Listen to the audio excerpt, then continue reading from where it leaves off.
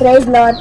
Wales நாட்டு பிரசங்கிகளில் மிகவும் சிறப்பானவர் Christmas Evans. அந்த தேசத்தை எழுப்பதில் உண்டாக காரணமாக இருந்தவரை இவர் தான் சொல்லலாம். இவர் கூட்டத்துக்கு வந்த மக்கள் எல்லாம் ஆவியில் அனல் கொண்டு வல்லமையை பெற்றுக் கொண்டாங்க. ஒருவன் கிறிஸ்துவுக்குள் வந்தா தலைவர்கள் எல்லாம் விட்டு புதிய மனிதனாக மாற வேண்டும் அப்படின்ற மாதிரி கிறிஸ்துமஸ் எவான்ஸ் தன்னுடைய பழைய வாழ்க்கையெல்லாம் விட்டுட்டு இயேசுவுக்காக தன்னை அர்ப்பணிச்சுவாரு. அது பொறுக்காத அவங்களுடைய பழைய நண்பர்கள்லாம் இவர் ஒரு நாள் பிடிச்சு கொடூரமா அடிப்பாங்க. அதனால அவரோட கண்ணே பறி போயிடும். ஆனாலும் கிறிஸ்துவுக்குள் வந்ததுனால நான் எந்த பாடுகளையும் சகிக்க தயாரா இருக்கேன் அப்படின்னு கிறிஸ்துமஸ் எவான்ஸ் தன் ஆண்டவருக்காக அர்ப்பணிச்சுவாரு.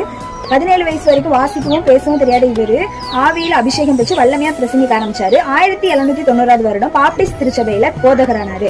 எவான்ஸ் ஒரு கிராமத்துக்குள்ள நுழையும் போது அக்கிரமத்துக்குள்ள வல்லமையை புறப்பட்டு போறதை அவர் உணர்ந்திருக்காரு. இதனாலே ஒரு கூட்டம் இவரை தேடி வரும். வெளிப்படையான அலங்காரத்தை காட்டிலும் உள்ளான அலங்காரமே முக்கியம் அப்படின்றத வலியுறுத்திய இவர் ஜூலை 23, 1838 வருடம் என்றும் வாழாத ஜீவகிரகத்தை பெற்றுக்கொண்டாரு. அன்பரே, உங்கள் வார்த்தைகள் பிறரை ரட்சிப்பின் பாதையில் நடத்துகின்றதா அப்படின்றத நம்ம சிந்தித்து பார்க்கணும். ஆடுகள் உன்னை புண்படுத்தும் போது